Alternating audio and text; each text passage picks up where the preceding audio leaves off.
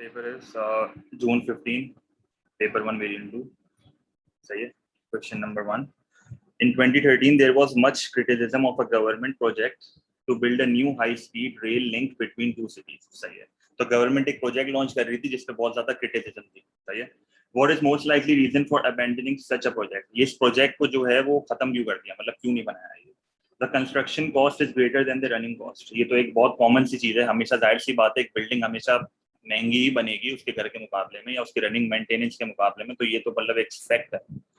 The external cost is greater than the external benefit. बिल्कुल गलत. Government कभी भी कोई प्रोजेक्ट इसलिए रिजेक्ट नहीं करती कि उसका एक्सटर्नल कॉस्ट एक्सटर्नल बेनिफिट से एक्सीड करता है. वो प्रोजेक्ट सिर्फ उसी केस में रिजेक्ट करेगी जब social cost is more than social benefit. वो सिर्फ एक्सटर्नैलिटी नहीं देखती, वो पूरा का पूरा सोसाइटी की कॉस्ट देखती है और वो देखती है कि क्या वो सोशल बेनिफिट को एक्सीड कर रही है कि नहीं कर रही. अगर ऐसा सिनेरियो होगा तब वो प्रोजेक्ट को रिजेक्ट करेगी.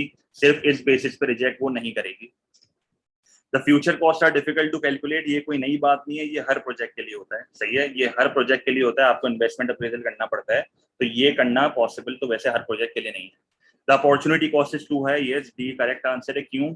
यही पैसा हम कहीं और भी लगा सकते हैं, तो इंक्रीजिंग अपॉर्चुनिटी कॉस्ट है. तो ऑब्वियस सी बात है, सोसाइटी कह रही होगी कि भाई आप यही पैसा कहीं और लगा दो जिसकी ज्यादा जरूरत है. तो गवर्नमेंट ने तभी इस प्रोजेक्ट को क्या करा है, रिजेक्ट करा है. सही है, अबेंडन करा है बेसिकली. तो 1 का आंसर हमारा डी हो गया. सही है. द ट्रांजिशन का मतलब एक जगह से दूसरी जगह जाना. सही है.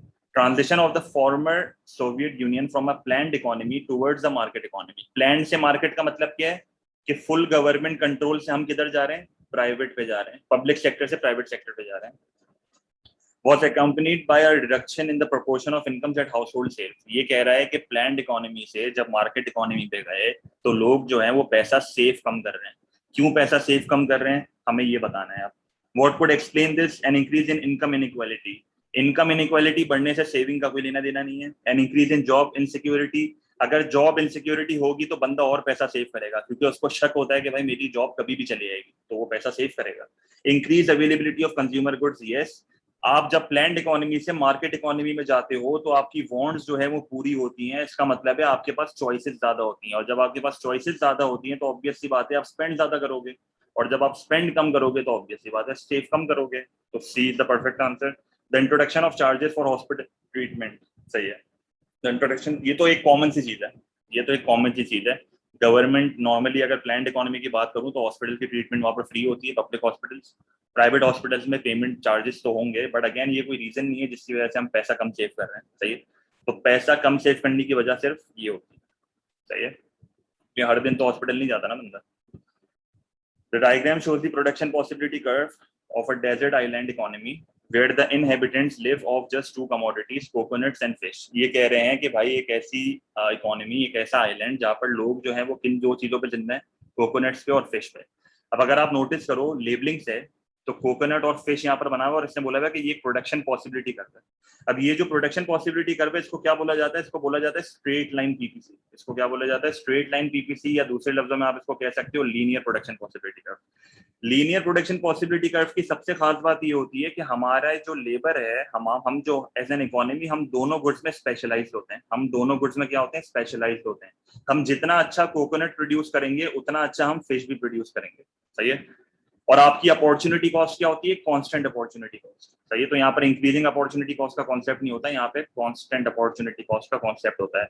इसका मतलब ये है कि आप जितने से कोकोनट्स को गिराओगे उतने से आपकी फिश बढ़ेगी. इंक्रीजिंग अपॉर्चुनिटी कॉस्ट में क्या होता था, आपके कोकोनट ज्यादा से गिरते थे और फिश कम से बढ़ती थी, तो आपका प्रोडक्शन पॉसिबिलिटी का इस तरह बनता था, बोर्ड आउटवर्ड्स. सही है. तो ये फर्क होता है. What explains the shape of the production possibility curve. Coconuts and fish are in joint demand. बिल्कुल गलत. Coconuts and fish are perfect substitutes when consumed. बिल्कुल गलत. Fishing and coconut growing are equally efficient. Yes. क्यों? क्योंकि मेरा labour दोनों goods में specialised है. मेरा लेबर दोनों गुड्स में स्पेशलाइज्ड है. The opportunity cost of fish falls as more time is devoted to fishing. ये तो बिल्कुल प्लस स्टेटमेंट है. अगर आप फिशिंग पे और टाइम डिवोट करोगे तो opportunity cost of fish increase होगी, क्योंकि कोकोनट्स आप फॉलो करोगे. सही है. तो ये उल्टा बोल रहा है. सही है. तो आपका क्वेश्चन 3 का जो आंसर है वो सी है, जो कि बहुत स्ट्रेट फॉरवर्ड था, इतनी सोचने की भी जरूरत नहीं है. तो अब तक तो 3 एमसीक्यूज बहुत सिंपल थे. ठीक है. Question number 4. 3 women work in a pottery workshop, each dividing their time equally. सही. अभी इस चीज पे फोकस करना है. 3 women work in a pottery workshop, each dividing their time equally between 3 products. सही है, 3 प्रोडक्ट्स हैं, प्लेट्स, बाउल्स एंड मग्स. इसका मतलब है इक्वली टाइम डिवाइड कर रहे हैं. इक्वली टाइम डिवाइड करने का मतलब है, लेट्स से मैं कहता हूं कि ये 1 घंटा यहाँ पर काम कर रही है, 1 घंटा ये लोग यहाँ पर काम कर रहे हैं और 1 घंटा ये लोग यहाँ पर काम कर रहे हैं, अज्यूम कर लेते हैं, तो टोटल 3 घंटे. The table shows how many units of each product are made. सही है, तो ये 1 घंटे में जेन प्लेट्स इतने बनाती है, बाउल्स इतने बनाती है, मग्स इतने बनाती है, और इसी तरह ये बाकी 3 भी ऐसे बनाती है. ठीक है. Later division of labor is introduced and each woman makes only the product in which she has absolute advantage. अगर मैं absolute advantage की बात करता हूँ, इसका मतलब है हर बंदी जो है वो क्या करेगी, अब वो वाला प्रोडक्ट बनाएगी जिसमें उसको एब्सोल्यूट एडवांटेज है. एब्सोल्यूट एडवांटेज का मतलब क्वांटिटी. अब लेट्स से अगर जेन है, जेन अगर प्लेट्स ज्यादा बनाती है तो वो अपने पूरे के पूरे 3 घंटे अब किस पे लगाएगी, प्लेट्स पे लगाएगी. सारा पूरे के पूरे 3 घंटे बाउल्स पे लगाएगी और सीमा पूरे के पूरे 3 घंटे मग्स पे लगाएगी. तो डिवीजन ऑफ लेबर का मतलब ही ये होता है जब आप एक गुड में स्पेशलाइज करते हो और काम डिवाइड हो जाता है. सही है, काम डिवाइड हो जाता है, एक बंदा एक ही काम करेगा, दूसरा बंदा दूसरा काम करेगा. सही है, तो डिवीजन ऑफ लेबर का मतलब ये होता है. और ये आपके एएस का टॉपिक है जो कि 8 मार्क के सवाल में आता है P2 में. सही है. अच्छा, तो फिर अब क्या बोल रहा है ये, what is the rise in the total output. सही है, पहले ये लोग कितने बना रहे थे, पहले प्लेट्स मेरी 200 बन रही थी, बाउल्स मेरे 200 बन रहे थे और मग्स मेरे 200 बन रहे थे. पहले मेरा टोटल आउटपुट कितना था, 600. पहले मेरा टोटल आउटपुट कितना था, 600. अच्छा, अब जो है वो हर बंदा वही काम कर रहा है जिसमें वो स्पेशलाइज है. तो जेन जो है वो प्लेट्स में स्पेशलाइज है और वो 1 घंटे में 100 प्लेट बना रही है, वो 1 घंटे में 100 प्लेट बना रही है. इसका मतलब है कि वो 3 घंटे में कितनी प्लेट बनाएगी, वो 3 घंटे में 300 प्लेट बनाएगी, क्योंकि अगर वो 2 घंटे और प्लेट बनाएगी तो वो 100 और 100 और बनाएगी, तो टोटल प्लेट्स कितनी हो जाएंगी, 300. अच्छा, अब सारा की अगर मैं बात करूं तो सारा जो है वो 1 घंटे में 100 बॉल्स बना रही है. अगर वो 3 घंटे बॉल्स बनाएगी तो कितने हो जाएंगे, 300. और इसी तरह अगर मैं सीमा की बात करूं तो सीमा 1 घंटे में 100 मग्स बना रही है और अगर वो 3 घंटे लगातार मग्स पे ही काम करते जाएगी तो वो 300 मग्स बनाएगी. तो इसका टोटल आउटपुट अब कितना हो जाएगा, 900. तो मेरा आउटपुट कितने से इंक्रीज हुआ है, मेरा आउटपुट इंक्रीज हुआ है by 300 after division of labour. तो डिवीजन ऑफ लेबर से इकोनॉमी को फायदा हुआ है. तो what is the rise in total output, rise in the total output जो है वो बी है. राइज पूछा है इसने मुझे, टोटल आउटपुट नहीं पूछा नया वाला, इसने मुझे पूछा राइज. तो आप क्या करोगे, आप नए वाले आउटपुट को ओल्ड वाले आउटपुट से माइनस कर दोगे, आपके पास राइज इन आउटपुट आ जाएगा. सही है, तो 300 से मेरा आउटपुट बढ़ा है. ले रहे ये चीज आसान है. Question number 5, the diagram shows a demand curve for a good. सही है, तो एक बेसिक डिमांड कर्व बना हुआ है. Which statement describes the nature of this demand curve? This nature, demand curve का nature क्या होता है, demand curve का nature is simply law of demand. सही है, demand curve का nature जो है वो simply law of demand होती है. A greater or smaller quantity is demanded as price changes. Yes, exactly यही होता है law of demand. सही है, तो यही आंसर होगा मेरे ख्याल में. बाकी ऑप्शन भी देख लेते हैं. A lower price is the result of a fall in demand. Fall in demand का मतलब होता है shift, तो गलत हो गया. As demand increases, so does price. ऐसा तो नहीं होता भाई, डिमांड जब बढ़ती है तो आपका डिमांड कब शिफ्ट होता है वो डिपेंड करता है फिर मार्केट पर. Quantity changes in proportion to the change in price, vary वेरी करता है, जरूरी नहीं है, ये डिपेंड करता है पीईटी पे. सही है, ये डिपेंड करता है प्राइस इलास्टिसिटी ऑफ डिमांड पे. ये कह रहा है जितने से प्राइस चेंज होगी उतने से ही क्वांटिटी चेंज होगी, ऐसा डिपेंड करता है प्राइस इलास्टिसिटी ऑफ डिमांड पे. सही है, यूनिटरी के केस में खाली ऐसा होता है, हर केस में ऐसा नहीं होता. सही है, तो आपका यहाँ पर आंसर क्या हो गया, सी हो गया, जो कि आसान था. ओ सॉरी, ए हो गया. ठीक है. Assume that Tiger Woods, a famous golfer, announces that his final golf appearance will be at the next US Open tournament. सही है. How might this affect the demand for tickets for the tournament? जाहिर सी बात है, अगर एक इतना पुराना player, इतना बड़ा प्लेयर अपना आखिरी मैच खेलेगा तो डिमांड क्या होगी, उस मैच की डिमांड होगी बहुत ज्यादा, टिकट्स बिकेंगी बहुत महंगी. It will cause a movement downward along the demand curve. नहीं, मूवमेंट नहीं होगी. मूवमेंट किस वजह से होती है, मूवमेंट हमेशा प्राइजेस की वजह से होती है, प्राइजेस तो अभी भी सेम है. It will cause a movement upward along the demand curve. Again, no, price की वजह से होती है. It will cause a shift to the left in the demand curve. नहीं, लेफ्ट पे नहीं जाएगा, लेफ्ट पे नहीं जाएगा, राइट पे जाएगा. It will cause a shift to the right in the position of the demand curve. इसका मतलब है कि आपकी डिमांड क्या हो रही है, बढ़ रही है. तो ये डिमांड कर्व राइट पर शिफ्ट हो जाए. ये भी हमारा हल्का सा एमसीक्यू है. जहां मसला हूं जो रोक देना भाई. A survey into the market for good X found that it is an inferior good. सही है. अगर मैं इंफीरियर गुड की बात करता हूं तो इंफीरियर गुड का वाईडी क्या होता है, इंफीरियर गुड का YD is always negative. And a close substitute to good Y, close substitute का सीन क्या होता है, क्लोज सब्स्टिट्यूट का एक्सिटी जो है वो आपका होता है पॉजिटिव, सही है, एक्ससीडी, क्योंकि आपका रिलेशनशिप पॉजिटिव होता है. Which values for the income elasticity of demand for good X and its cross elasticity of demand with respect to the price of good Y would support this? तो income elasticity तो मेरी क्या होगी, negative होगी, सही है. Income elasticity मेरी negative होनी चाहिए. नेगेटिव क्यों होनी चाहिए, क्योंकि इन्फीरियर के केस में नेगेटिव होती है. अगर मैं इसकी बात करता हूँ तो ये नॉर्मल का है, क्योंकि जब आपका वाई डी पॉजिटिव होता है तो वो नॉर्मल गुड है. तो मेरा आंसर या तो ए होगा या तो बी होगा. क्रॉस इलास्टिसिटी ऑफ डिमांड क्या होगी, ये भी पॉजिटिव होनी चाहिए, सही है, ये पॉजिटिव होनी चाहिए. तो पॉजिटिव मेरा यहाँ पर आ रहा है और यहाँ पर आ रहा है, तो मेरा आंसर यहाँ पर हो जाएगा बी, सही है. क्यों, क्योंकि अगर आपका एक्ससीडी नेगेटिव होगा ना, एक्ससीडी नेगेटिव होने का मतलब है कॉम्प्लीमेंट्स की बात हो रही है. एक्ससीडी नेगेटिव होने का मतलब क्या है, कॉम्प्लीमेंट्स की बात हो रही है. ले रही है चीज, बहुत ज्यादा बेसिक सवाल है पेपर के अब तक. The diagram shows the demand curve for a product with unitary price elasticity. सही है, तो रेक्टेंगुलर हाइपरबोला बना हुआ है आपके सामने. What will happen with such a curve? A fall in price will bring an increase in total expenditure. ये कह रहा है जब प्राइस गिरेगी तो टोटल रेवेन्यू या टोटल एक्सपेंडिचर जो है वो बढ़ेगा. ये कौन से केस में होता है, ये इलास्टिक के केस में होता है. A fall in the price will bring about an increase in sales, yes, but a fall in total expenditure.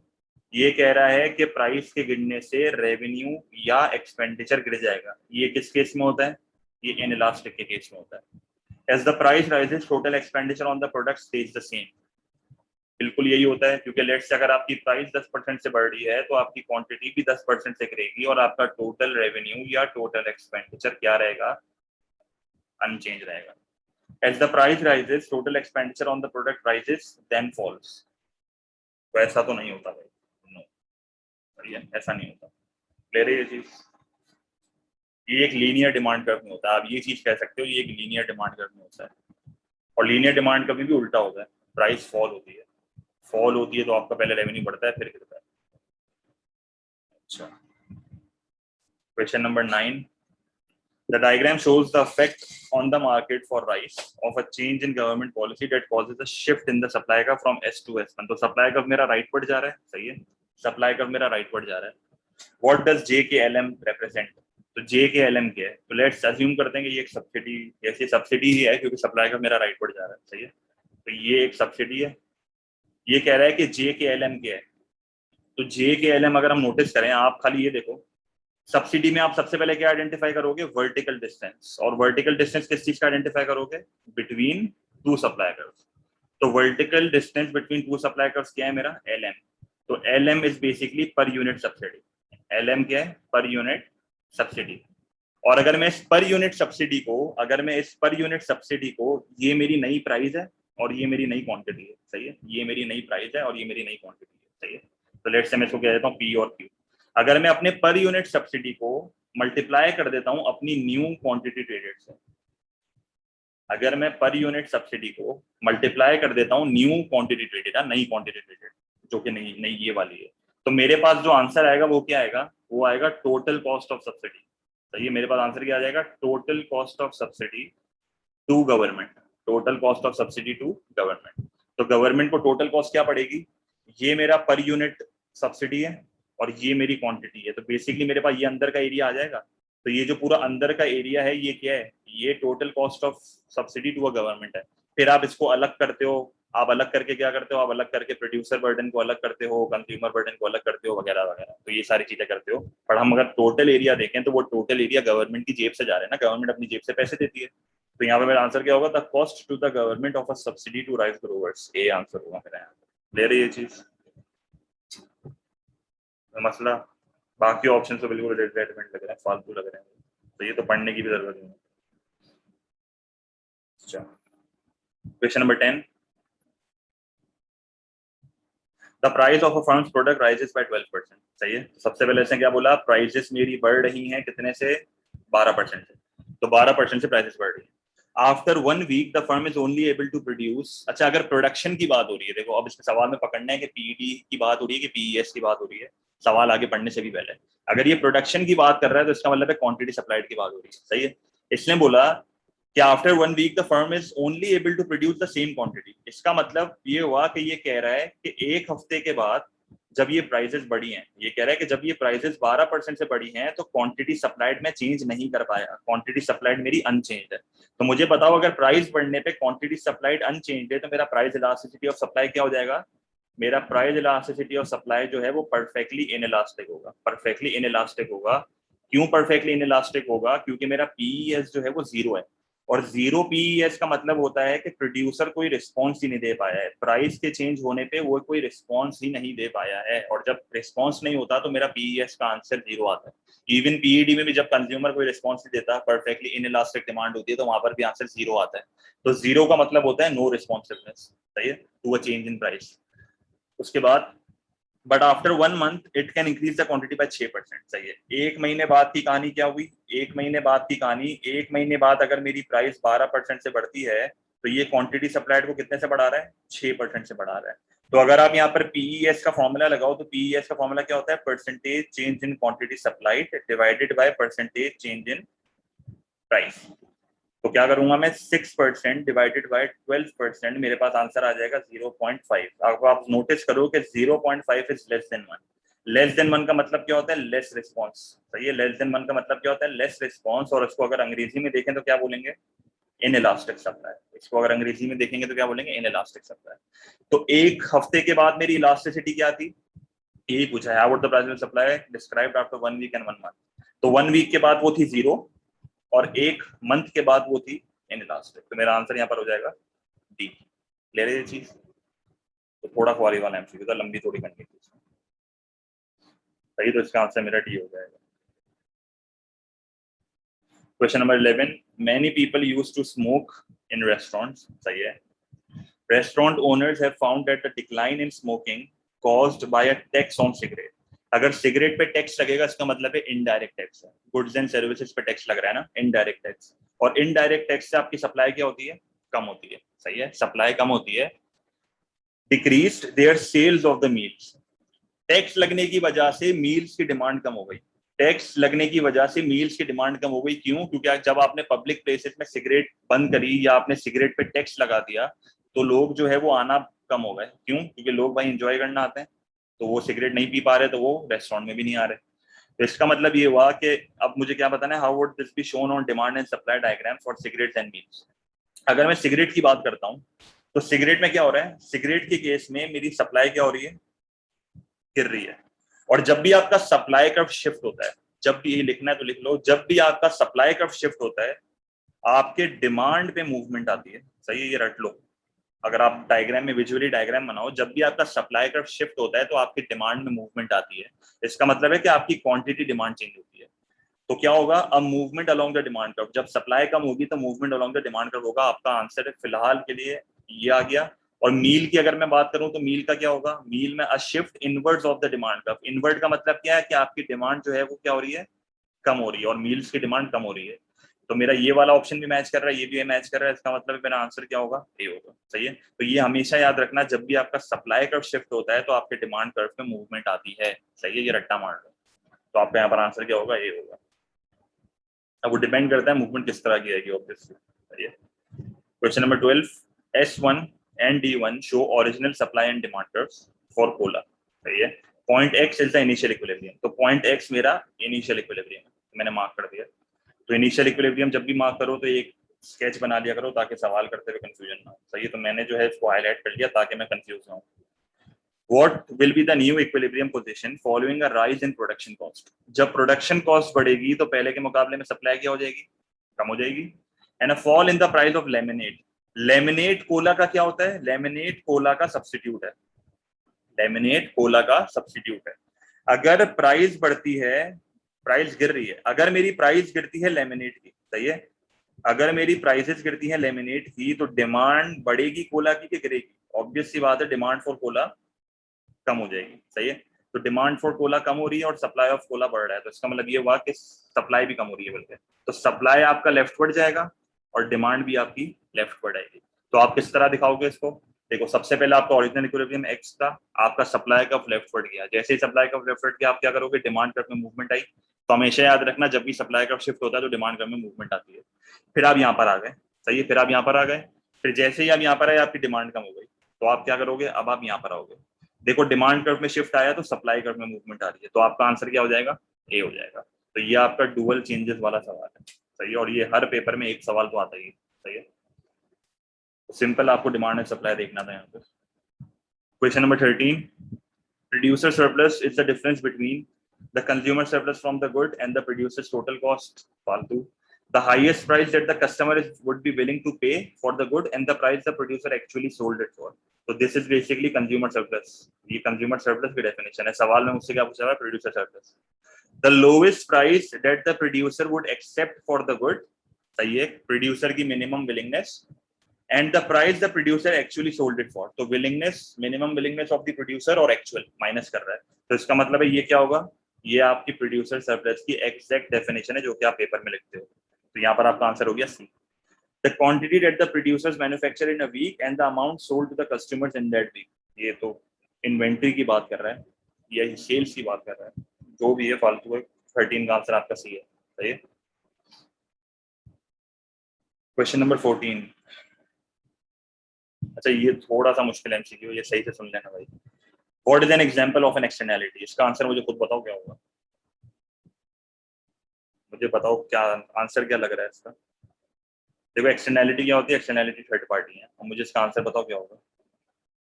मैं आपसे इसलिए पूछ रहा हूँ कि मुझे देखना है कि आपकी क्या थिंकिंग है इस सवाल। ये सवाल टेक्निकल है और पेपर में हर बच्चे ने गलत किया है। सोचो सोचो बताओ। शिफा से सी, अरीबा ए, सही है, बाकी सही है डी। मतलब देखो सबके अलग आंसर आ रहे हैं, सही है। सबके अलग आंसर आने का मतलब है, सबके अलग आंसर आने का मतलब है कि सवाल में कोई मसला है। अब इस सवाल में मसला जो है ना वो कॉन्सेप्चुअल मसला है। क्या कॉन्सेप्चुअल मसला है? देखो सबसे पहले आपको एक्सटर्नैलिटी क्लियर होनी चाहिए कि एक्सटर्नैलिटी है क्या। देखो हमेशा याद रखना, एक्सटर्नैलिटी जो है वो थर्ड पार्टी कॉस्ट होती है, सही है, ये तो हमें पता है। थर्ड पार्टी कॉस्ट जिसके लिए कोई कॉम्पनसेशन पेड नहीं होती, सही है। आप कोई उसमें रिटर्न में कोई कॉम्पनसेट नहीं करते, कोई पैसे नहीं देते, सही है। अब एक चीज, अब एक मेरा आप लोगों से सिंपल सवाल, क्या एक्सटर्नैलिटी जानबूझ के करी जाती है या इंसिडेंट मतलब एक्सीडेंटली हो जाती है? एक सिंपल सा सवाल, एक्सटर्नैलिटी क्या बंदा जानबूझ के करता है या वो खुद हो जाती है? एक सिंपल सा कुछ सवाल है मेरा। एक्सटर्नैलिटी जानबूझ के करते हैं, खुद होती है? सब यही कह रहे हैं खुद हो जाती है, सही है, खुद हो जाती है, जानबूझ के कोई भी नहीं करता इसको, सही है। तो अब नहीं, प्राइवेट फर्म भी जानबूझ के नहीं करती, प्राइवेट फर्म अपने फायदे के लिए करती है, सही है। वो अपने फायदे के लिए करती है तो वो खुद हो जाती है। तो मार्केट फेल वो जानबूझ के नहीं करते, वो अपने फायदे के लिए करते हैं और वो खुद ब खुद हमारी एक्सटर्नैलिटी बन जाती है, सही है। अब ऑप्शंस पढ़ो, मैं नीचे से ऊपर आऊंगा, सही है। Option D, the opening of a new underground railway reduces the revenue for bus operators. भाई जब अंडरग्राउंड रेलवे खुला है तो ऑब्वियस सी बात है बस ऑपरेटर्स का रेवेन्यू तो कम होगा। तो ये तो सिंपल मेरा मार्केट चेंज है, सही है। ये तो सिंपल मेरा मार्केट फॉर ट्रांसपोर्ट पे एक चेंज आया है, यहाँ पर मेरी कोई एक्सटर्नैलिटी नहीं है। क्यों? क्योंकि इनका प्राइवेट बेनिफिट कम हो रहा है। तो ये तो सिंपल कंपटीशन है, तो ये तो इंटेंडेड है, ये तो जानबूझ के किया है, सही है। ये तो जानबूझ के करा गया है ताकि बस ऑपरेटर्स का रेवेन्यू कम हो जाए। तो जो चीज इंटेंडेड होती है वो एक्सटर्नैलिटी में काउंट नहीं होती। ये जो बस ऑपरेटर्स का रेवेन्यू गिरा है, this is not an accident, ये जानबूझ के करा गया है, सही है। Option C, the introduction of bus only lanes reduces the travel time for bus passengers. अब इसमें भी आप नोटिस करो, इसमें प्राइवेट बेनिफिट बढ़ रहा है, इसमें प्राइवेट बेनिफिट बढ़ रहा है। यहाँ पर एक्सटर्नैलिटी क्यों नहीं है? यहाँ पर एक्सटर्नैलिटी क्यों नहीं है? यहाँ पर एक्सटर्नैलिटी इसलिए नहीं है क्योंकि हम लोग ट्रांजैक्शन में इन्वॉल्व हैं। आप नोटिस करो, बस ओनली लेन की वजह से फायदा किसको हो रहा है? जो बस को यूज करते हैं। तो जो बंदा ट्रांजैक्शन में इन्वॉल्व है तो उसको अगर फायदा हो रहा है तो वो एक्सटर्नल बेनिफिट नहीं है, वो प्राइवेट बेनिफिट है। हमेशा याद रखना, एक्सटर्नैलिटी वो होती है जो बंदा ना कंजम्पशन में इन्वॉल्व है ना प्रोडक्शन में इन्वॉल्व है और उसके ऊपर कॉस्ट आ रही है। अब बस का पैसेंजर कंजम्पशन में इन्वॉल्व है, वो ट्रांजैक्शन में इन्वॉल्व है, तो ये एक्सटर्नैलिटी का वो नहीं करेगा, ये एक्सटर्नैलिटी फेस नहीं करेगा, ये प्राइवेट बेनिफिट इसका बढ़ रहा है, सही है। तो सी भी नहीं होगा, डी भी नहीं होगा। The entry of a new firm reduces profits of the existing firms producing good eggs. ये भी एक सिंपल कंपटीशन है, ये जानबूझ के करा गया है, ये भी जानबूझ के गिरा गया है, ये इंटेंडेड है, सही है। हमेशा याद रखना, एक्सटर्नैलिटी कभी भी जानबूझ के नहीं होती, वो इंसिडेंट होती है, ये एक्सीडेंटली हो जाती है, सही है। तो बी भी आंसर नहीं होगा। अब देखो ये पढ़ो, production of good eggs directly affects the cost of producing good egg. ये जानबूझ के नहीं किया गया, इट इज एन इंसिडेंट, सही है। आप इसको क्या बोल सकते हो? बुक्स में क्या लिखा हुआ होता है, बुक्स में ये लिखा हुआ होता है, बुक्स में लिखा हुआ होता है इंसिडेंटल। इंसिडेंटल का मतलब जान पूछ के नहीं हो रहा, गलती से हो रहा है। कैसे गलती से हो रहा है? मुझे ऑब्वियसली एक सिंपल सी बात बताओ, क्या गुड अपनी प्रोडक्शन नहीं करेगा? गुड तो अपना काम कर रहा है ना, गुड तो अपनी प्रोडक्शन कर रहा है बेसिक। गुड अपनी प्रोडक्शन कर रहा है और उसकी वजह से अगर गुड वाई की कॉस्ट बढ़ रही है तो इसमें इसकी गलती तो नहीं है ना, ये तो गुड सिंपली प्रोड्यूस कर रहा है। तो ये जान पूछ के नहीं हो रहा है। मुझे बताओ, एक प्रोड्यूसर जो है, एक प्रोड्यूसर जो है अपना एक गुड, उसको अगर एक चीज पता होगी, एक प्रोड्यूसर है, एक प्रोड्यूसर है, उसको एक चीज पता है कि अगर मैं गुड बनाऊंगा तो मेरे गुड वाई की कॉस्ट बढ़ेगी। अगर वो पागल है, वो जान पूछ के बनाएगा? वो जान पूछ के तो नहीं बनाएगा ना, क्यों? क्योंकि उसको गुड बाय महंगा पड़ेगा। तो ये जान पूछ के नहीं हुआ जा रहा, ये इंसिडेंटल है। वो जब गुड एक्स की प्रोडक्शन कर रहा है तो गुड बाय की कॉस्ट ऑटोमेटिकली बढ़ रही है। तो ये एक एक्सटर्नैलिटी है। तो एक्सटर्नैलिटी की कंप्लीट डेफिनेशन ये होती है कि एक्सटर्नैलिटी इज नॉट प्राइमरी और इंटेंडेड, बट के वो इंसिडेंटल होता है और वो थर्ड पार्टी इफेक्ट्स होते हैं। तो बुक्स में जो डेफिनेशन लिखी हुई है वो गलत नहीं है, वो इनकम्प्लीट है। सही है। अब मसला सारा यही है कि डेफिनेशन अगर आपको बिल्कुल एग्जैक्टली नहीं पता ना, तो फिर ये वाला एमसीक्यू आपसे नहीं हो सकता। सही है, ये वाला एमसीक्यू आपसे नहीं हो सकता। और ये एग्जामिनर रिपोर्ट में भी ये लिखा हुआ था कि अराउंड 10% बच्चों ने खाली ये सही किया था। सही है, 10% बच्चों ने। तो समझ आ गई ये चीज, तो इसका आंसर आपका ये होगा। ठीक है, तो एक्सटर्नल कॉस्ट इज प्राइमरी और इंटेंडेड नहीं होता, वो इंसिडेंटल होता है। सही है, तो 14 का आंसर आपका ये है। अच्छा, क्वेश्चन नंबर 15। अच्छा, ये जो आप ओरिजिनली जो ये है ना, ये सवाल, ये वैसे तो A2 का है क्योंकि ये कॉस्ट बेनिफिट एनालिसिस है। सही है, इसको CBA बोलते हैं, बट अगेन ये है बहुत simple. What is estimated value of the social benefit? तो सोशल बेनिफिट क्या होती है?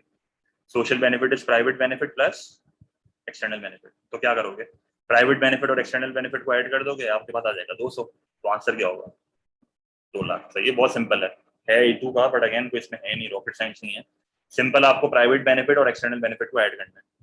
अच्छा, क्वेश्चन नंबर 16, ये थोड़ा टेक्निकल है, but again cost benefit analysis है, ये A2 का टॉपिक है। सही है, ये A2 का टॉपिक है और A2 में आप ये टॉपिक मार्केट फेलियर में आप लोग ने बल्कि पढ़ भी लिया होगा। सही है, तो ये मार्केट फेलियर में आता है कॉस्ट बेनिफिट एनालिसिस। क्या कह रहे हैं? The production of what is most likely require a government cost benefit analysis. देखो, cost benefit analysis is basically जब आप सोशल बेनिफिट और सोशल कॉस्ट को देखते हो और आप ये देखते हो कि भाई क्या मेरी सोशल बेनिफिट सोशल कॉस्ट को एक्सीड कर रही है। अगर एक्सीड कर रही है तो आप प्रोजेक्ट को सेलेक्ट करोगे। तो ये बेसिकली गवर्नमेंट यूज करती है फॉर प्रोजेक्ट सिलेक्शन। सही है, ये नॉर्मली गवर्नमेंट यूज करती है फॉर प्रोजेक्ट सिलेक्शन। सही है, अगर मेरा सोशल कॉस्ट सोशल बेनिफिट से ज्यादा है तो आप प्रोजेक्ट को रिजेक्ट कर दोगे। सही है, आप प्रोजेक्ट को रिजेक्ट कर दोगे। और अगर आपका सोशल कॉस्ट सोशल बेनिफिट के इक्वल है, इट डिपेंड्स कि गवर्नमेंट को ये करना है गो थ्रू के नहीं करना। सही है, तो इट डिपेंड्स। सही है, तो यहाँ पर क्या होगा, यहाँ पर किस में government cost benefit analysis use करेगी? हाउसेस में नहीं करेगी, क्योंकि हाउसेस नॉर्मली जो है वो प्राइवेट सेक्टर बनाता है। सही है, तो प्राइवेट नॉर्मली प्राइवेट सेक्टर बनाते हैं, तो प्राइवेट सेक्टर को घंटा फर्क नहीं पड़ता। मेडिसिन, अगेन मेडिसिन भी नॉर्मली मेरा प्राइवेट सेक्टर बनाता है। रोड्स मेरा जो है वो पब्लिक सेक्टर बनाता है। और जो प्रोजेक्ट पब्लिक सेक्टर होता है ना, कभी भी कोई public sector project cost benefit analysis के बगैर गो थ्रू नहीं होता। हर गवर्नमेंट जो है वो कॉस्ट बेनिफिट एनालिसिस करती है। वो देखती है कि भाई इस रोड को बनाने से मुझे सोसाइटी को फायदा हो रहा है कि नुकसान हो रहा है।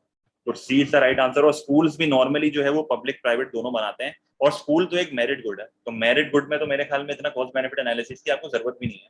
सही है, तेरे ये चीज नॉर्मली नहीं जरूरत पड़ती, बट अगेन आप करते हो। सही है, क्वेश्चन नंबर 17।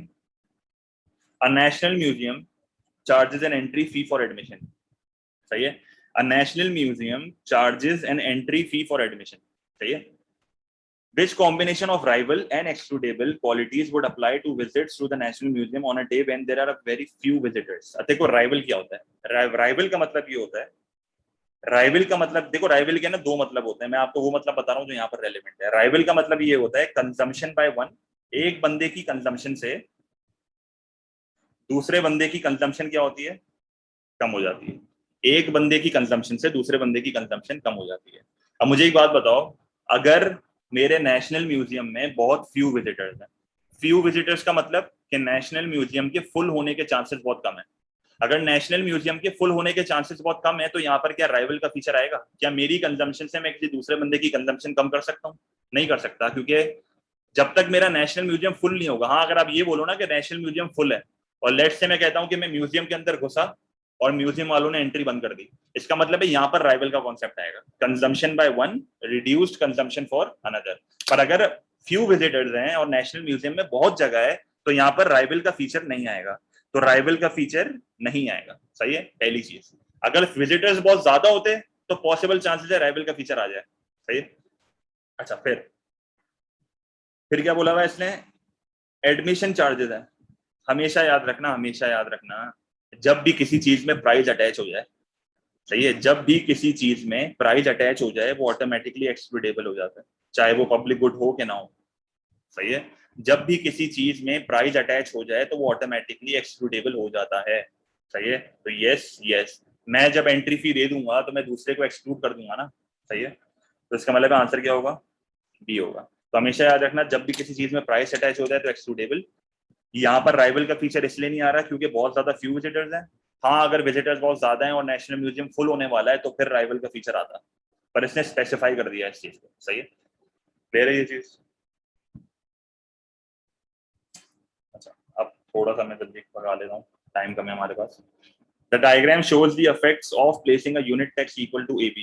तो AB is my tax, obvious सी बात है, देखो सप्लाई का मेरा लेफ्टवर्ड जा रहा है तो it is indirect tax, और इनडायरेक्ट टैक्स में भी वर्टिकल डिस्टेंस देखते हैं, तो ये तो मेरे ख्याल में बहुत ज्यादा सिंपल एमसीक्यू होगा आपके लिए। तो ये मेरा वर्टिकल डिस्टेंस है। सही है। अच्छा, मेरी ओरिजिनल सेलिंग प्राइस जो है, मेरी ओरिजिनल सेलिंग प्राइस जो है वो ये वाली थी, मेरी न्यू सेलिंग प्राइस जो है वो ये वाली है, मेरी ओरिजिनल क्वांटिटी जो है वो ये थी, मेरी न्यू क्वांटिटी जो है वो ये है। सही है, तो हमेशा याद रखना सेलिंग प्राइस का जो चेंज होता है वो हमेशा कंज्यूमर पे जाता है, सेलिंग प्राइस का चेंज हमेशा कंज्यूमर पे जाता है, बचा हुआ हमेशा प्रोड्यूसर पे जाता है। Which area represents the burden of tax paid by the producers? तो burden of tax paid by the producers क्या होगा? E, F, B, G। सही है, तो this is my producer burden। सही है, this is my producer burden। तो यहाँ पे मेरा आंसर क्या हो जाएगा? E, C, B, F नहीं होगा, E, G, B, F, yes, B answer होगा। सही है, B आंसर है, it is my producer burden। बाकी तो छोड़ ही दो, देखने की जरूरत नहीं है, वेस्ट ऑफ टाइम। सही है, जो आसान एमसीक्यू उसमें देखने की जरूरत नहीं है। Below are the production possibilities for two countries showing their daily production of food and drink, each using the same quantity of resources. What can be concluded of the figures? Absolute comparative पूछ रहा है तो क्या करोगे, दोनों countries के ratio निकालने पड़ेंगे। सही है, दोनों कंट्रीज के रेशो निकालने पड़ेंगे। कंट्री एक्स का क्या हो गया, फूड इज टू ड्रिंक, तो कंट्री एक्स 50 फूड और 100 ड्रिंक, तो 50:100। सही है, 50:100 रेशो आ जाएगा 1:2। और इसी तरह आपको कंट्री वाई का भी निकालना पड़ेगा, फूड एंड ड्रिंक। फूड कितना है 40, ड्रिंक कितनी है 60, तो 1 फूड से कितने ड्रिंक हो जाएंगे, 2 मिनट में कैलकुलेट करते हैं।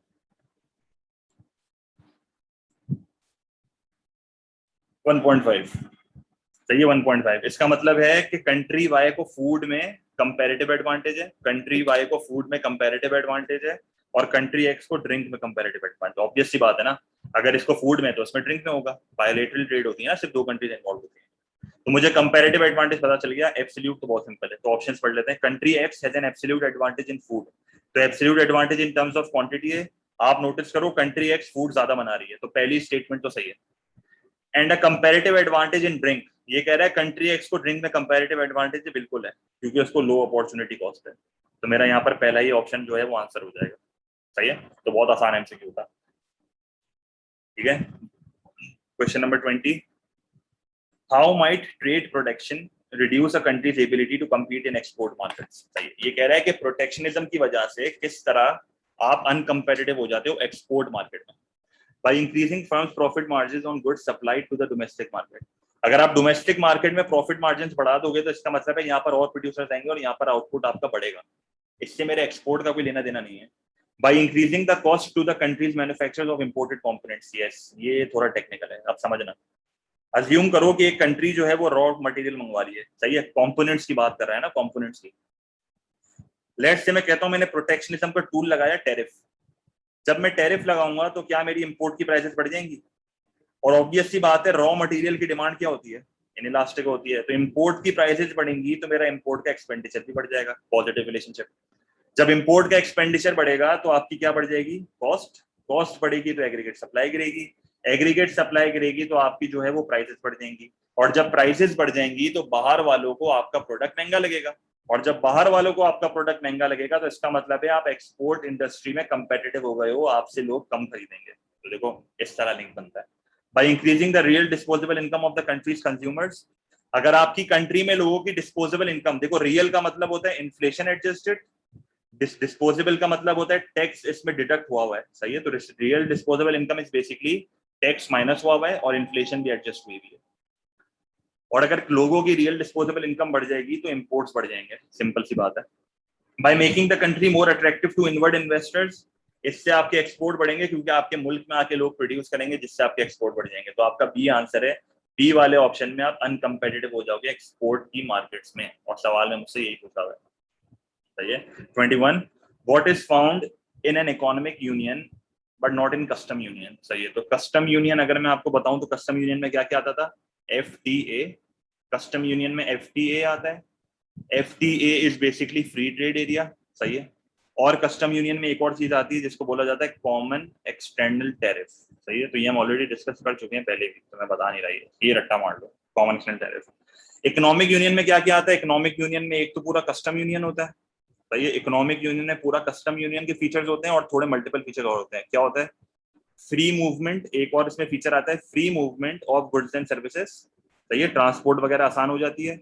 उसके अलावा free flow of capital, free flow of capital, machinery का बहुत फ्री फ्लो है। और एक और चीज यहाँ पर होती है free flow of factors of production. Free flow of factors of production का मतलब है कि लेबर बहुत ज्यादा इजीली मूव होते हैं, इमिग्रेशन वगैरह पे इतने वो नहीं होते, बाकी मसले नहीं होते, पासपोर्ट करते हैं इशू नहीं होता। तो free movement of labour and capital. A common external tariff of on trade with non-members, ये तो मेरा कस्टम यूनियन में भी होता है। And absence of quotas, free trade custom union में भी होता है। Absence of tariff, free trade custom union में भी होता है। Free movement of labour and capital between member countries, yes, ये चीज मेरे कस्टम यूनियन में नहीं होती पर कॉमन इकोनॉमिक यूनियन में होती है, सही है। तो इकोनॉमिक यूनियन में आप इसको कॉमन, ये इन सबको मिला के आप कॉमन मार्केट्स भी बोल सकते हो अगर चाहो तो, सही है। अगर आपको ये तीन अलग अलग नहीं लिखने ना, इन तीनों के अलग अलग के बजाय आप कॉमन मार्केट्स भी लिख सकते हो, सही है, एक्सेप्टेबल है। कॉमन मार्केट का मतलब एक ही मार्केट है हर चीज की, लेबर की, कैपिटल की, वगैरह वगैरह, सही। The table shows the balance in millions for 4 items in a country's current account for 2 years, सही है। What can be concluded about the changes between year 1 and year 2? Income has moved from net inflow to net outflow, सही है। सिर्फ income को देखो, income ये कह रहा है कि इनफ्लो से आउटफ्लो हुई है, बल्कि यहाँ पर उल्टा हुआ है, सही है। यहाँ पर उल्टा हुआ है, आपका आउटफ्लो से इनफ्लो हुआ है, सही है। क्योंकि आप नोटिस करो ना, पहले नेगेटिव था, पॉजिटिव है। नेगेटिव का मतलब आउटफ्लो, पॉजिटिव का मतलब इनफ्लो। तो आप बोलोगे अदर वे अराउंड, उल्टा लिखा हुआ है। The difference between the value of exported and imported services has increase. Difference, yes, services, services X minus M. पहले डिफरेंस कितना था 84 का, अब डिफरेंस कितना है 96 का, तो डिफरेंस बढ़ा है, तो बी आंसर होगा। The value of exported goods have fallen, ये कह रहा है कि एक्सपोर्टेड गुड्स की वैल्यू गिरी। अब मुझे जो डेटा दिया हुआ है ना वो एक्स माइनस एम का दिया हुआ है, देखो बहुत बड़ा मसला है यहाँ पे। मुझे डेटा दिया हुआ है एक्स माइनस एम का, और ऑप्शन में से मुझे बोला हुआ है कि एक्सपोर्टेड गुड की वैल्यू गिर रही है। तो मेरे पास इनफ डेटा नहीं है कि मैं बता सकूं कि क्या मेरी एक्सपोर्ट की वैल्यू गिरी है कि नहीं गिरी। हाँ, अगर ये मुझे एक्स माइनस एम अलग अलग दे दे, हाँ अगर ये मुझे एक्स माइनस एम अलग अलग दे दे तो ये बताना पॉसिबल है, उसके अलावा ये बताना पॉसिबल नहीं है। The transfers into the country have increased, transfer country में और मजीद डिक्रीज हुए हैं, क्योंकि आप देखो पहले भी आउटफ्लो था, अभी भी आउटफ्लो है, और आउटफ्लो आपका बढ़ रहा है। नेगेटिव अगर कम होता तो आप कह सकते थे ये, पर नेगेटिव बढ़ रहा है। इसका मतलब है कि मजीद जो है आउट ऑफ कंट्री इंक्रीज हुआ है, मजीद जो है वो आउट ऑफ कंट्री इंक्रीज हुआ है, सही है। तभी मेरा आंसर यहाँ पर भी है। अच्छा, ये जो है हम पहले भी डिस्कस कर चुके हैं मेरे ख्याल में। Country x, company x reduces its workers from 250 to 200, as a result its output decreases from 5000 to 4800। इसी तरह मुझे यहाँ भी डेटा दिया हुआ है। What happens with the labour productivity, तो लेबर प्रोडक्टिविटी क्या होती है, labour productivity is basically output divided by labour. तो मुझे बताओ जब मेरे 250 वर्कर थे और मेरा आउटपुट 5000 था तो मेरी लेबर प्रोडक्टिविटी क्या थी, जल्दी बता दो। जब मेरा लेबर 250 था और मेरा आउटपुट 5000 था तो लेबर प्रोडक्टिविटी क्या होगी, 20 होगी मेरे ख्याल में। क्या करोगे, 5000 को डिवाइड बाय 250 करोगे, सिंपल, 20। और अब कितनी हो गई है, अब कितनी हो गई है, नई वाली कितनी है जी, लेबर प्रोडक्टिविटी मिलता टाइम लग रहा है, सही है। अब कितनी हो गई है, 24। अब इसकी बताओ, इसकी कितनी है, पहले 800 वर्कर पे कितनी है कंपनी वाई की, कंपनी वाई की 800 वर्कर पे कितनी है, 2000 डिवाइड बाय 800,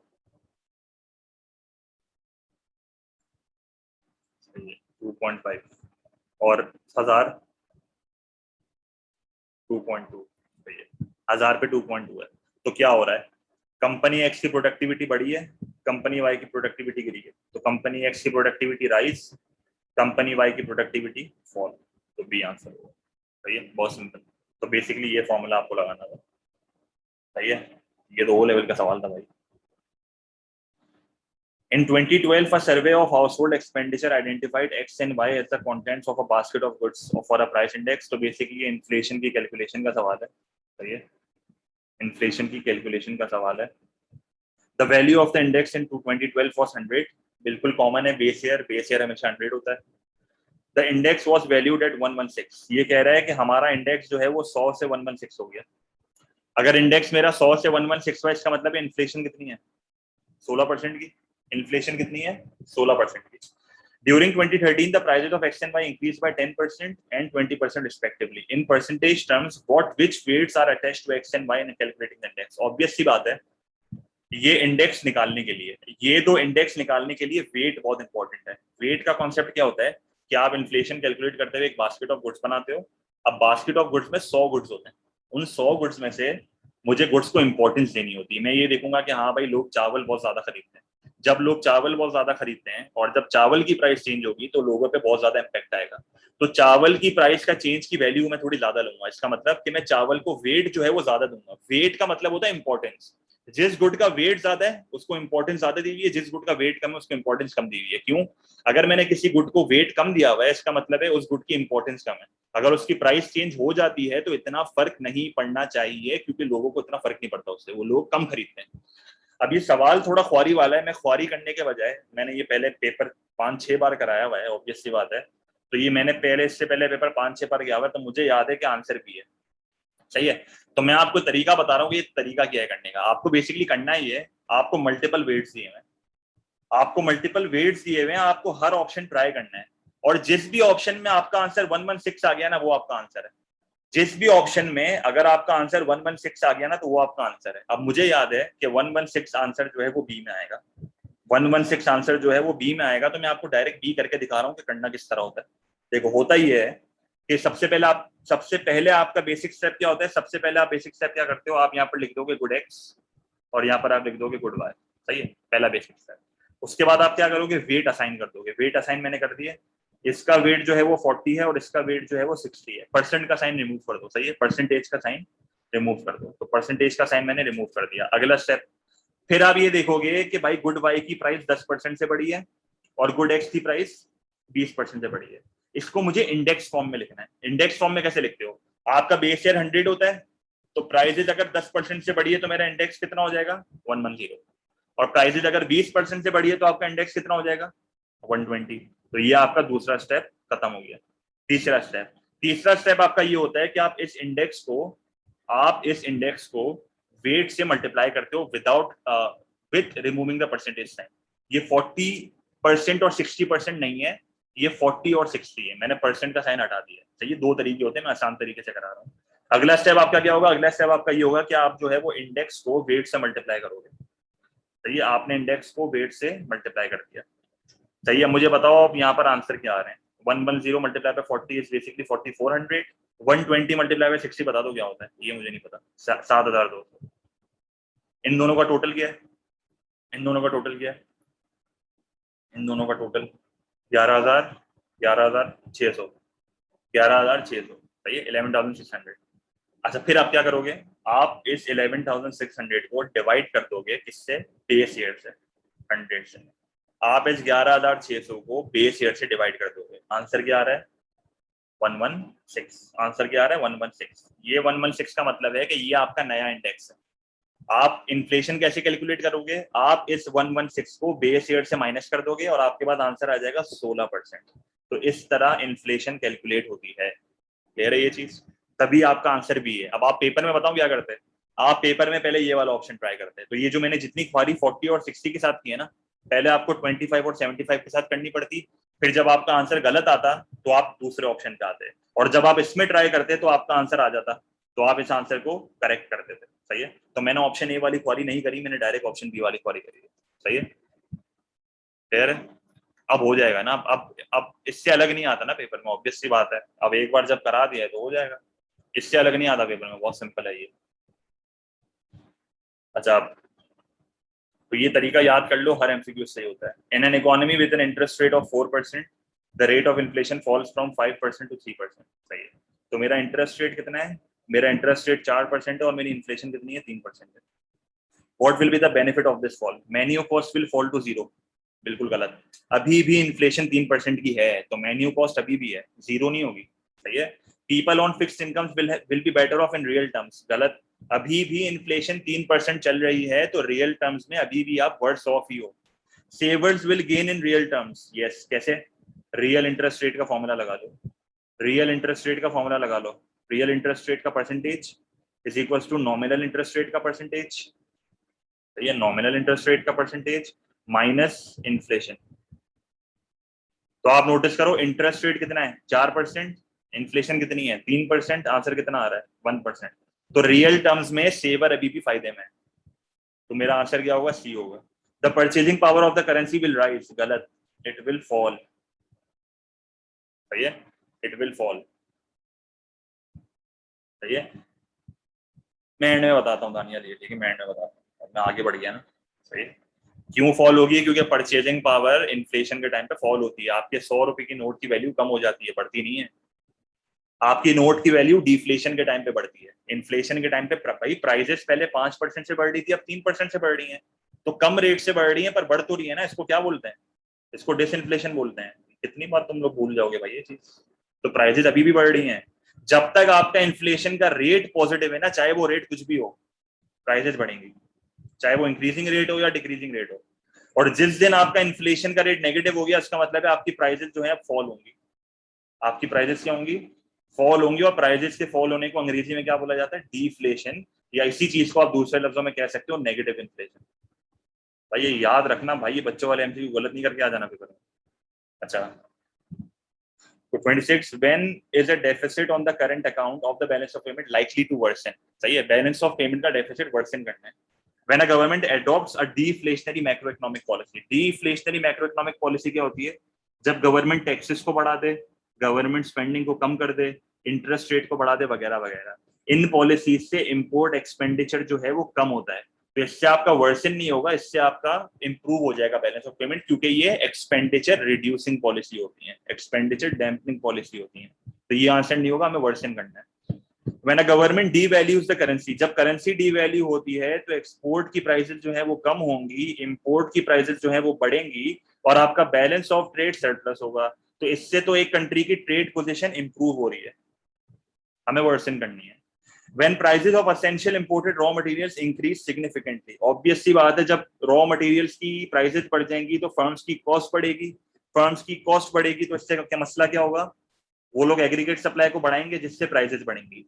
जब प्राइसेस बढ़ेंगी तो हमारा एक्सपोर्ट का रेवेन्यू कम हो जाएगा, क्योंकि लोग हमसे कम खरीदेंगे। जब लोग हमसे कम खरीदेंगे और साथ ही साथ हमारे मुल्क में भी माल महंगा हो जाएगा, तो हमारे वाले कंज्यूमर किधर जाएंगे? बाहर खरीदने जाएंगे।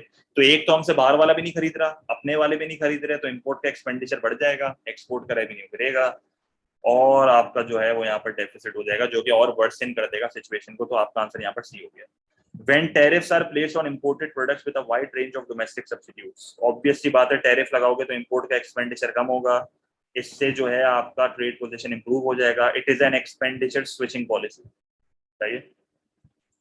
What is the real exchange rate? Real exchange rate देखो, जिस भी वर्ड के साथ रियल आ जाए ना, जिस भी वर्ड के साथ रियल आ जाए, उसका मतलब है कि ये इन्फ्लेशन एडजस्टेड है। सही है, उसका मतलब क्या होता है?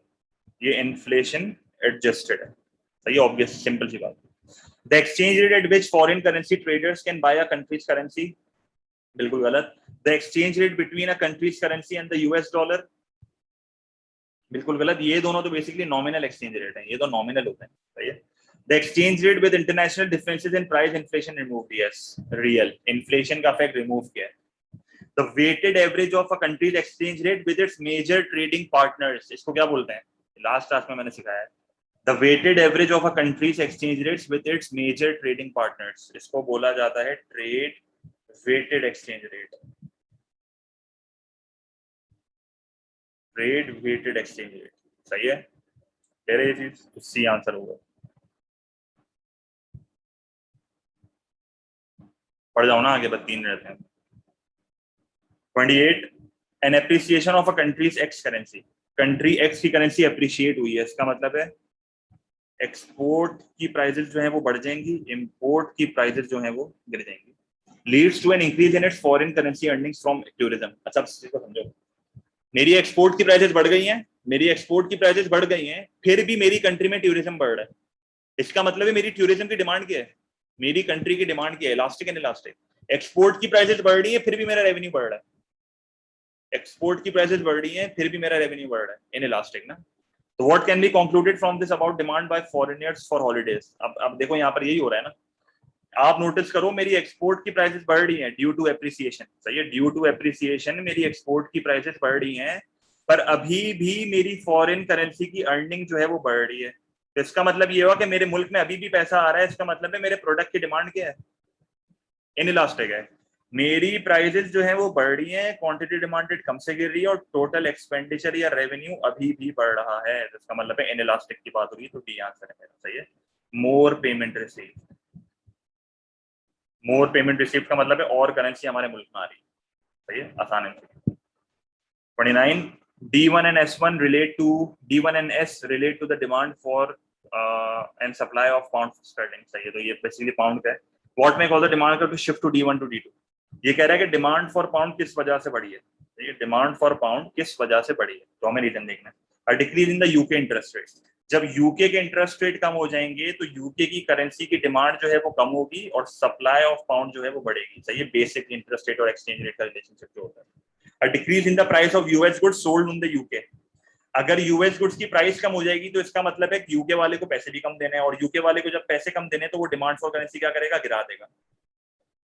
The removal of UK tariffs against US goods, अगर आप यूके टैरिफ हटा दोगे यूएस गुड्स के मुकाबले में तो आपका इंपोर्ट का एक्सपेंडिचर बढ़ेगा, क्योंकि लोग ज्यादा इंपोर्ट करेंगे यूएस से, जिसकी वजह से आपकी करेंसी की सप्लाई क्या हो जाएगी, बढ़ जाएगी। तो सप्लाई में चेंज आ रहा है यहाँ पर, सही है, क्योंकि अगर टैरिफ हटेंगे तो हम ज्यादा खरीदेंगे तो सप्लाई बढ़ेगी। The development of UK substitute for US goods, हमारे गुड्स के यूएस के गुड्स के सब्स्टिट्यूट आ गए यूके में, इसका मतलब ये हुआ कि हमारे गुड्स की डिमांड हुए जो बढ़ जाएगी, क्यों, क्योंकि यूएस के गुड्स के सब्स्टिट्यूट हमने लॉन्च कर दिए हैं, तो इसका मतलब है हमारे प्रोडक्ट की डिमांड बढ़ेगी, जिसकी वजह से हमारे करेंसी की डिमांड भी बढ़ जाएगी, सही है। अब लोग जो है वो यूके में खरीद लेंगे, यूएस से खरीदने की जरूरत ही नहीं है, सही है। A government uses monetary policy, अच्छा ये भी मुश्किल एमसीक्यू मेरे को याद है, सुन लेना। A government uses monetary policy to manage its economy, एक इकोनॉमी जो है वो सिंपल मॉनेटरी पॉलिसी से कंट्री को रन करती है, सही है, simple. Which sequence correctly describes the most likely consequence, सब आप सवाल पढ़ो, which sequence correctly describes the most likely consequence of an increase in the country's inflation rate, अगर एक कंट्री का इन्फ्लेशन रेट बढ़ रहा है, अगर एक कंट्री का इन्फ्लेशन रेट बढ़ रहा है तो मुझे एक बात बताओ, एक मुल्क क्या करेगा, इंटरेस्ट रेट को बढ़ाएगा कि गिराएगा, इंटरेस्ट रेट को बढ़ाएगा कि गिराएगा।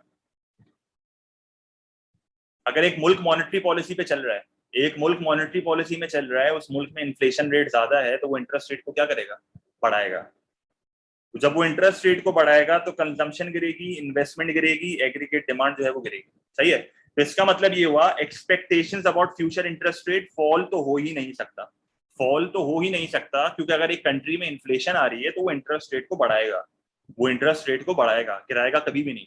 जब इंटरेस्ट रेट आपका बढ़ेगा तो क्या होगा, आपके मुल्क में कैपिटल इनफ्लोज आएंगे, फॉरेन डायरेक्ट इन्वेस्टमेंट बढ़ेगी, क्योंकि आपके मुल्क में आके लोग क्या करेंगे, इन्वेस्ट करेंगे, आपके मुल्क में आके लोग क्या करेंगे, इन्वेस्ट करेंगे, तो कैपिटल इनफ्लोज इंक्रीज हो जाएंगे, डिक्रीज नहीं होंगे। और आपकी करेंसी क्या होगी, इंटरेस्ट रेट और एक्सचेंज रेट का क्या रिलेशनशिप है, पॉजिटिव। तो जब इंटरेस्ट रेट बढ़ेगा तो एक्सचेंज रेट भी बढ़ेगा, इसका मतलब है आपकी करेंसी जो है वो क्या हो जाएगी, एप्रिशिएट हो जाएगी। तो आपका आंसर क्या हो जाएगा, डी। क्लियर है।